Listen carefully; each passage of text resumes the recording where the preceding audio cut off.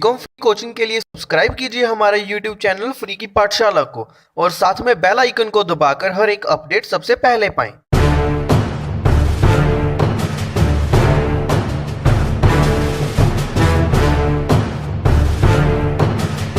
Hello friends, तो free की पाठशाला में आप सभी का स्वागत है। तो पिछली वीडियोस में हम कर चुके हैं सिंपल इंटरेस्ट एंड डिबेंचर्स, ठीक है। तो उसका थ्योरी पोर्शन भी किया और उसके न्यूमेरिकल पोर्शंस भी किए। तो अब हम करने जा रहे हैं कंपाउंड इंटरेस्ट का। तो सबसे पहले इसका बेसिक करेंगे कि क्या क्या होता है इसमें, ठीक है। फिर इसका जो भी टफ सम होगा, जो भी टफ सारी प्रॉब्लम्स होगी उसमें सॉल्व करवाऊंगा, ठीक है। तो इसमें हमारे पास सबसे पहले बेसिक में होता है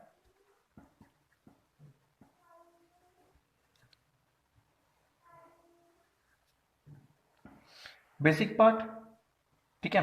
तो बेसिक पार्ट में सबसे पहले हमारा कंपाउंड इंटरेस्ट। कंपाउंड इंटरेस्ट क्या होता है कि जो इंटरेस्ट पे भी इंटरेस्ट लगे, ठीक है। जैसे हम कह सकते हैं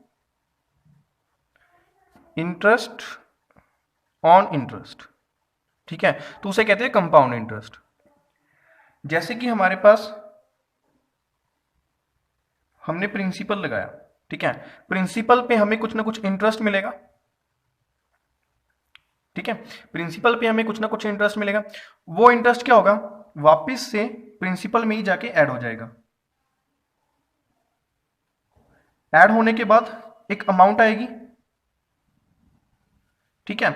उस अमाउंट में क्या है, प्रिंसिपल एंड इंटरेस्ट दोनों ऐड है, ठीक है। और उस पे फिर से इंटरेस्ट लगेगा, जो भी हमारा इंटरेस्ट का रेट होगा वो लगेगा और फिर से इंटरेस्ट निकलेगा, ठीक है। और फिर से ये वाला इंटरेस्ट इसमें जाके ऐड हो जाएगा। तो ये फर्स्ट ईयर के लिए, ये सेकंड ईयर के लिए एंड फर्दर सो ऑन, इससे आगे चलता रहेगा, ठीक है ना। ये आगे ऐसे ही चलता रहेगा। तो इसमें क्या है, इंटरेस्ट पे भी आगे फिर इंटरेस्ट मिलता रहता है, ठीक है। तो कंपाउंड इंटरेस्ट को हम लिखेंगे CI फॉर्म में, ठीक है। इसका मतलब कंपाउंड, इसका मतलब इंटरेस्ट, ठीक है। तो कंपाउंड इंटरेस्ट के सारे बेसिक्स वही हैं। प्रिंसिपल आपको पता है, प्रिंसिपल अमाउंट जो हमने बोरो की है, ठीक है। फिर चाहे वो सिंपल इंटरेस्ट पे, चाहे वो कंपाउंड इंटरेस्ट पे बोरो की है। तो सबसे पहले इसका जो हो गया प्रिंसिपल, ठीक है। इसका मतलब है अमाउंट बोरोड, जैसे कि हमने पिछले लेक्चर में किया था। आगे वही टाइम पीरियड आ जाएगा, ठीक है। That for time for which the amount is borrowed, ठीक है। बट इसमें प्रॉब्लम क्या आती है कि अगर सिंपल इंटरेस्ट करते हैं, सिंपल इंटरेस्ट में चाहे हम 6 मंथ्स के लिए ले लें, ठीक है। चाहे 6 मंथ्स के लिए मतलब सेमी एनुअली हो जाए, चाहे हमारा एनुअली हो जाए, चाहे मंथली हो जाए, उससे कैलकुलेशन पे कोई इफेक्ट नहीं पड़ता। कैलकुलेशन पे इसीलिए इफेक्ट नहीं पड़ता क्योंकि प्रिंसिपल हर जगह सेम रहता है, ठीक है। अगर हम 1 मंथ के लिए कैलकुलेट कर रहे हैं तो भी प्रिंसिपल वही है, 2 मंथ के लिए कैलकुलेट कर रहे हैं तो भी प्रिंसिपल वही है। बट इसमें क्या है, प्रिंसिपल चेंज हो जाता है, ठीक है। क्योंकि 1 मंथ का यहाँ पे प्रिंसिपल पे लगाया, इंटरेस्ट आया, इंटरेस्ट वापिस से उसमें ऐड कर दिया, फिर नया प्रिंसिपल बन के आता है, ठीक है। तो जैसे कि फर्स्ट इंस्टॉलमेंट पे ये वाला प्रिंसिपल, सेकंड में ये वाला प्रिंसिपल, उसमें प्रिंसिपल प्लस इंटरेस्ट होता है, इसीलिए कंपाउंड इंटरेस्ट में हमारा फर्क पड़ जाता है। तो यहां पर अगर बात करें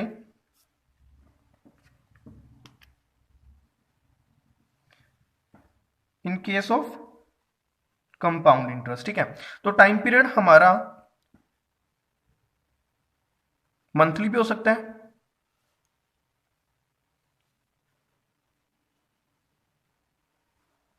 क्वार्टरली भी हो सकता है,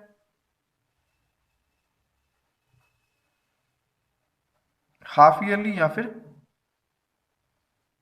ईयरली होगा, ठीक है। तो इस तरह से हमारा टाइम पीरियड हो सकता है।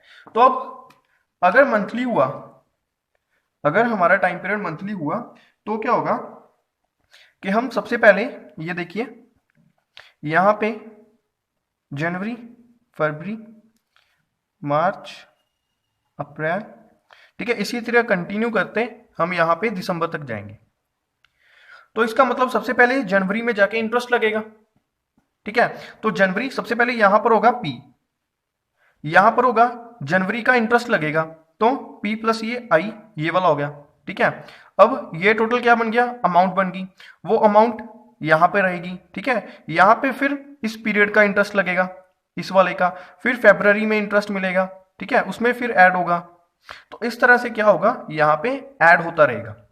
ठीक है, सबसे पहले जनवरी का इंटरेस्ट मिला, वो प्रिंसिपल में ऐड हो गया, फिर फरवरी का इंटरेस्ट मिला, वो ऐड हो गया, मार्च का इंटरेस्ट वो ऐड, अप्रैल का इंटरेस्ट वो ऐड। ठीक है, तो इस तरह से इंटरेस्ट उसमें ऐड होता रहेगा। ये क्या है, एक तरह के पड़ाव है। ठीक है, ये क्या है, एक तरह की स्टेजेस होगी, पॉइंट्स होगी। इन पॉइंट्स पे आप पर वो इंटरेस्ट लगेगा। ठीक है, आपको वो इंटरेस्ट पे करना है। ठीक है, इसीलिए इसे कहते हैं कंपाउंडेड मंथली। ठीक है, जैसे कि हमने किया कंपाउंड इंटरेस्ट, तो कंपाउंड इंटरेस्ट में हमें पूछना पड़ता है कि आपका ये लोन, ठीक है, जो हमने लोन लिया, ठीक है, वो कंपाउंडेड मंथली है या फिर कंपाउंडेड क्वार्टरली है या फिर हाफ ईयरली है या फिर ईयरली है। ठीक है, तो क्वार्टरली जैसे हम यहां पे 1, 2, 3 और 4, ठीक है, पूरे एक साल में हमारे पास 4 क्वार्टर होंगे। ठीक है, इसमें आएगा जैन, फेब, मार्च, यहाँ पे अप्रैल, मई, जून, यहाँ जुलाई, अगस्त एंड सितंबर, और यहाँ पे अक्टूबर, नवंबर एंड दिसंबर। तो इस तरह से क्या होगा, ये मंथ्स की डिवाइडेशन होगी। ठीक है, और यहाँ पे हमारे पास 4 क्वार्टर्स बन किया है। तो हर एक क्वार्टर के बाद हमारा क्या होगा, वो इंटरेस्ट निकलेगा। जैसे कि हर एक मंथ के बाद निकलता था, वैसे ही हर एक क्वार्टर के बाद निकलेगा। इसी तरह हाफ ईयरली होगा। हाफ ईयरली में क्या है, एक साल को 2 पार्ट्स में बांट दिया जाएगा। ये 6 मंथ्स अलग हो गए, ये 6 मंथ्स अलग हो गए। ठीक है, तो इनको हमने क्या किया, डिवाइड कर दिया। अब क्या होगा, यहां पे कोई लोन लिया, यहां पे प्रिंसिपल था, बट 6 मंथ्स के बाद यहां पे जून, ठीक है, जून आ गया ना, या तो 30 जून में या 1 जुलाई में। ठीक है, क्या होगा, इंटरेस्ट कैलकुलेट किया जाएगा, और वो इंटरेस्ट कैलकुलेट करने के बाद उसमें प्रिंसिपल ऐड करके, ठीक है, अमाउंट बन जाएगी। उस अमाउंट में फिर से टैक्स लगेगा, फिर से इंटरेस्ट लगेगा, सॉरी। ठीक है, तो इस तरह फिर से इंटरेस्ट लगता रहेगा। तो ईयरली में क्या है, जैसे यहां पर हमने कोई प्रिंसिपल बोरो किया, ठीक है, तो ईयर के एंड पे जाके, जैसे कि दिसंबर 31, तो यहां पे जाके हमारे पास इंटरेस्ट लगेगा और P+I होगा। ठीक है, तो इतनी अमाउंट अगर हम एक साल के लिए लेते हैं तो यहां पर जाके P+1 इतनी अमाउंट हमें पे करनी होगी। ठीक है, तो इस तरह टाइम पीरियड अलग अलग हो जाता है। ठीक है, तो इसके बाद बेसिक कंसेप्ट हमारा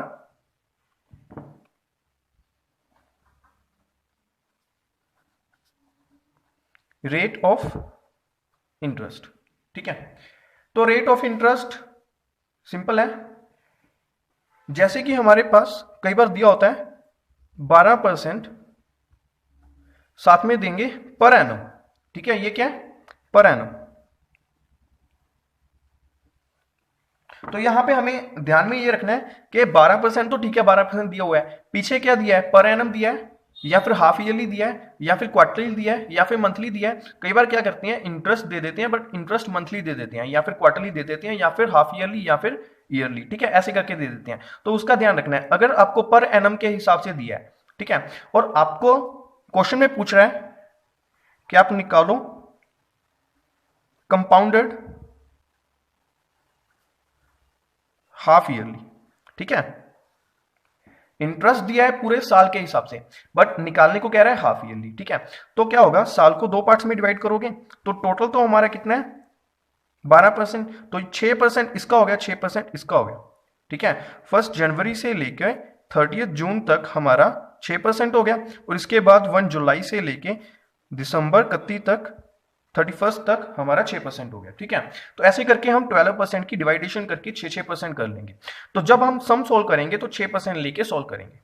ठीक है, क्योंकि उससे क्या होगा कि जब हम इसे कैलकुलेट करेंगे कंपाउंडेड हाफ ईयरली, ठीक है, तो यहां पर हमारी स्टेजेस कितनी होगी, सबसे पहले इसके लिए इंटरेस्ट, फिर इसके लिए इंटरेस्ट, यहां पे 2 स्टेजेस होगी। तो यहां पे अगर मैं बात करूं टाइम पीरियड की, तो टाइम पीरियड मेरा डिनोट होगा n से, जैसे कि आपको पता है। तो n इज इक्वल्स टू मेरा 2 हो जाएगा। 2 किस लिए होगा, क्योंकि साल तो एक ही है, बट उसे डिवाइड कर दिया, हाफ ईयरली कह दिया ना, तो हमारे पास स्टेजेस 2 बन गई। ठीक है, इंटरेस्ट एक बार तो इस 6 मंथ्स का होगा, फिर इस 6 मंथ्स का होगा। ठीक है, तो टोटल 2 बार होगा, तो इसलिए साल मेरे पास 2 आ गए। ठीक है, n इज इक्वल टू 2 आ गई। साल एक ही है, but n is equal to 2 आ गई। ठीक है, और इसी तरह इंटरेस्ट था, पर एनम दिया था, मुझे पता है कि मैंने 6 महीने के लिए निकालना है, तो मैं उसका डिवाइडेशन कर दूंगा 2 से, तो उसको 6 महीने के लिए मैं निकाल लूंगा। अगर मंथली भी दिया होता, अगर यहां पर आपको क्या भी देते, कि कंपाउंडेड मंथली करो। तो कैसे करते हैं, जैसे कि 12% किसके लिए, पूरे साल के लिए, पूरे ईयर के लिए, ठीक है। तो अगर एक साल में हमारे पास यहाँ पे 12 मंथ्स, ठीक है, तो मुझे क्या करना होगा, पूरे एक महीने का निकालना होगा। तो एक महीने का निकालने के लिए मैं क्या करूंगा, 12% को 12 से डिवाइड कर दूंगा, ठीक है। तो हर महीने मुझे 1% का इंटरेस्ट मिलेगा। हर महीने कितना मिलेगा, 1% का इंटरेस्ट मिलेगा। ये गलती नहीं करनी कि 12% का लगा दो, ठीक है, 12% नहीं लगाना, 1% लगाना है, ठीक है। तो हर महीने 1% का मुझे इंटरेस्ट मिल जाएगा। तो उस हिसाब से 12 मंथ्स का निकल जाएगा, ठीक है। तो कंपाउंडेड मंथली अगर दिया होगा, ठीक है, तो इस हिसाब से हमें निकालना है। तो ये सारे बेसिक कंसेप्ट नहीं है, प्रिंसिपल हो गया, टाइम पीरियड हो गया, इसके बाद रेट ऑफ इंटरेस्ट हो गया। टाइम पीरियड हमारा monthly, quarterly, half yearly, yearly हो सकता है, और उसी हिसाब से हमने रेट ऑफ इंटरेस्ट को भी एडजस्ट कर लेना है, ठीक है। एडजस्ट करने के बाद हमारे पास यहां पे निकल आएगा अमाउंट। अमाउंट आपको पता है क्या होता है, प्रिंसिपल प्लस इंटरेस्ट, ठीक है। ये तो थे कुछ बेसिक कंसेप्ट इसके। तो अब आगे हम करेंगे, तो आगे यहां पर हमारे पास कुछ फॉर्मूलाज हैं फाइंड आउट करने के लिए कंपाउंड इंटरेस्ट को, ठीक है। तो कंपाउंड इंटरेस्ट फाइंड आउट करना है, तो सिंपल इंटरेस्ट वाला फॉर्मूला इस पे नहीं लगेगा। तो सिंपल इंटरेस्ट वाला वैसे लग सकता है, बट उससे क्या होगा, डिफिकल्ट हो जाएगा। तो इसका सीधा फॉर्मूला हम करेंगे,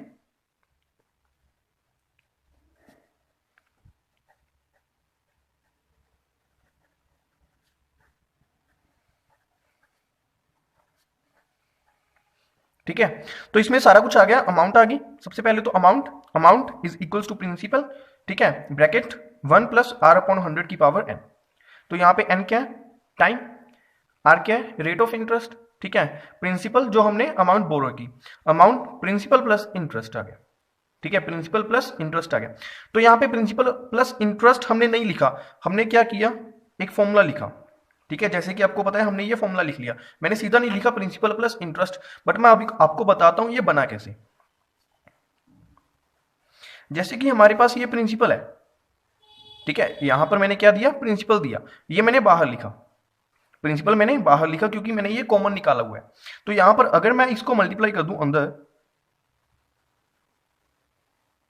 तो मेरे पास यहां पे प्रिंसिपल इंटू 1 प्लस, अब प्रिंसिपल को इस रेट से मल्टीप्लाई कर दूंगा,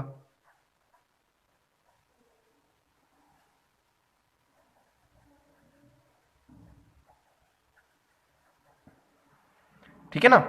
सबसे पहले तो आगे क्या हो गया, प्रिंसिपल हो गया, वो प्रिंसिपल जो हमने बोरो किया। इसके बाद क्या है कि वो रेट के ऊपर रेट लगता जा रहा है, ठीक है, रेट के ऊपर क्या होता है, रेट लगता जा रहा है, ठीक है, उसकी कैलकुलेशन करेंगे। ऐसे होगा ना, सबसे पहले तो प्रिंसिपल वो हो गया, ठीक है, जो हमने बोरो किया।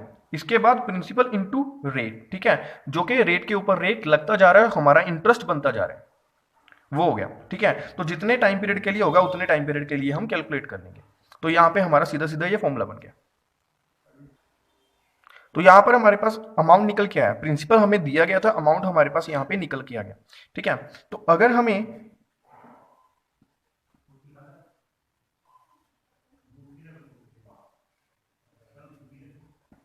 कंपाउंड इंटरेस्ट, ठीक है, तो अब हमारे पास आ गया कंपाउंड इंटरेस्ट। तो कंपाउंड इंटरेस्ट अगर निकालना है तो हम करेंगे अमाउंट माइनस प्रिंसिपल, ठीक है। जो अमाउंट हमारे पास निकल के आई माइनस जो हमने बोरो किया था, जो बन गया, ठीक है, जो बन गया और जो हमने बोरो किया था उनको माइनस करने के बाद हमारे पास कंपाउंड इंटरेस्ट निकल के आएगा कि कितने रुपए का इंटरेस्ट हमें पे करना है, ठीक है। तो यहां पर अगर आप सीधा इंटरेस्ट निकालना चाहते हो तो आप सीधा इंटरेस्ट भी निकाल सकते हो। इसका second formula, compound interest is equals to, बाहर पी डिनोट टू प्रिंसिपल, ठीक है, पी डिनोट टू प्रिंसिपल, तो यहां पे प्रिंसिपल आ गया, ठीक है। इसके बाद 1 प्लस आर अपॉन 100 की पावर n, ये सेम रहेगा। यहां पे करना है -1, यहां पे मैंने क्या किया, -1। तो -1 क्यों किया, क्योंकि जब मैं करता हूं principal into 1 plus R upon 100 की पावर n, तो उसमें क्या होता है, प्रिंसिपल भी ऐड होता है, बट हमने क्या करना है, प्रिंसिपल माइनस करना है। तो इसीलिए मैंने यहां पे -1 कर दिया ताकि इसमें से प्रिंसिपल माइनस हो जाए, ठीक है। तो अगर मैं इसको लिखता हूं फर्दर तो ये आ जाएगा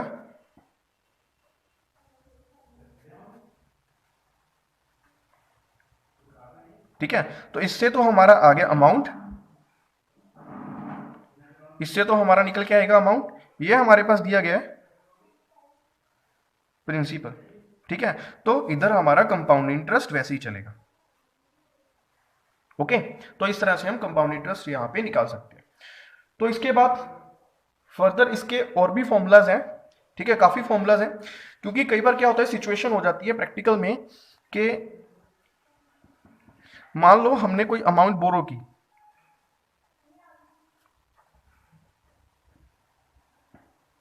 अमाउंट बोरोड क्या है, प्रिंसिपल।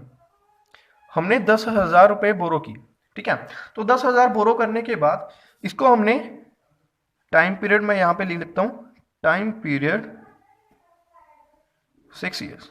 ठीक है, तो अगर मैं 6 ईयर्स के लिए इसे क्या कर रहा हूं, बोरो कर रहा हूं 10,000 को। ठीक है, तो मैंने क्या किया, 6 ईयर्स को बांट लिया। 6 ईयर्स को बांट के मैंने लिखा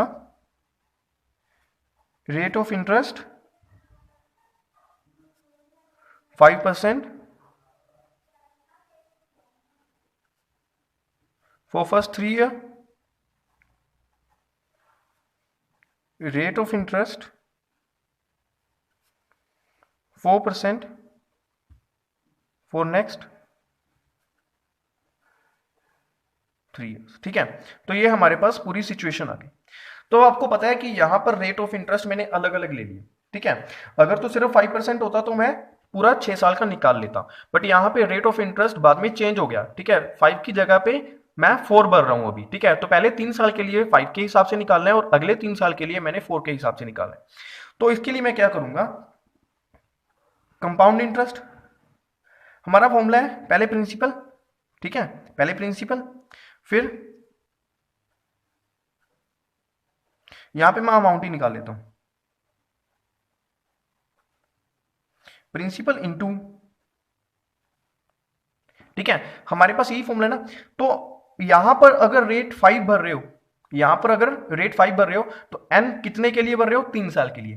ठीक है, इसके बाद मैं क्या करूंगा, एक और मल्टीप्लीकेशन करके सेम फॉर्मूला फिर से लगा दूंगा। प्रिंसिपल वही सेम रहेगा, प्रिंसिपल तो आगे हम 10,000 लगा चुके हैं, बट पीछे चेंज आ जाएगा। ये R1 था, ये R2 है, ये N1 था, ये N2 है। ठीक है, तो N1 का मतलब वो वाले फर्स्ट वाले 3 इयर्स, और यहां पे N2 का मतलब वो नेक्स्ट वाले 3 इयर्स। ठीक है, और यहां पे R1 का मतलब ये वाला 5%, R2 का मतलब ये वाला 4%। ठीक है, तो इस तरह से हम सॉल्व करेंगे। तो अब सॉल्व करने के लिए यहां पे प्रिंसिपल कितना रहेगा, वही 10,000 का, यहां पे 1 प्लस R अपॉन 100। ठीक है, तो 1 प्लस ये 5% आ जाएगा फर्स्ट 3 इयर्स के लिए, इसके बाद 4% आ जाएगा वो भी 3 इयर्स के लिए नेक्स्ट। ठीक है, तो यहां पे आगे सॉल्व करना है, सॉल्व करके सिंपली हमारा आंसर आ जाएगा, इधर अमाउंट निकल के आएगी। तो यहां पे 10,000। ठीक है, इसे सॉल्व करूंगा,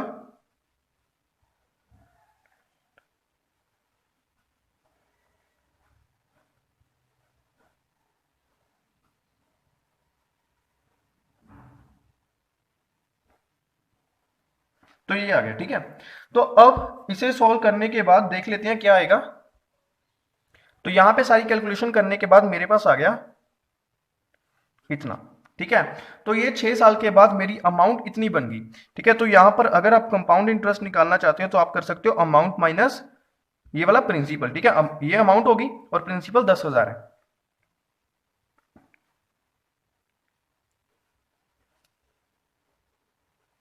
तो इतना क्या आ गया, कंपाउंड इंटरेस्ट आ गया हमारा। ठीक है, तो इस तरह से आप कंपाउंड इंटरेस्ट यहाँ पे आसानी से निकाल सकते हो, बट यहाँ पे अलग अलग फॉर्मूलाज हैं। फॉर्मूलाज क्यों बने आपको पता चल गया कि जो सिचुएशन होगी उस हिसाब से हमारा फॉर्मूला क्रिएट हो जाएगा। तो आगे मैं आपको सम करवाता रहूंगा इस तरह के। ठीक है, जिसमें और भी कई तरह के फॉर्मूलाज हमारे इसी तरह बनते रहेंगे, वो फॉर्मूलाज हम अपने आप ही क्रिएट करते रहेंगे। ठीक है, आगे सम सॉल्व करेंगे। जो भी प्रॉब्लम आपको होगी वो मुझे आप कमेंट बॉक्स में लिख दीजिए। ठीक है, तो वो मैं आपको सम करवा दूंगा। तो यहाँ पर कंपाउंड इंटरेस्ट का इतना ही कंसेप्ट था, तो ये कवर हो गया हमारा। ठीक है, तो अगर आपको ये वीडियो अच्छी लगी तो लाइक कीजिए, शेयर कीजिए और अपने दोस्तों के साथ शेयर कीजिए, और सब्सक्राइब करना बिल्कुल भी मत भूलिए। Thanks for watching. तो इस वीडियो में बस इतना ही करेंगे। तो अगर आपको ये वीडियो अच्छी लगी तो लाइक कीजिए, शेयर कीजिए, सब्सक्राइब कीजिए। और अगर आप मेरे चैनल पे नए हैं और अभी तक आपने चैनल सब्सक्राइब नहीं किया तो सबसे पहले जाकर लाल बटन को दबाइए और चैनल सब्सक्राइब कीजिए और साथ में बेल आइकन को दबाकर हर एक नोटिफिकेशन सबसे पहले पाइए।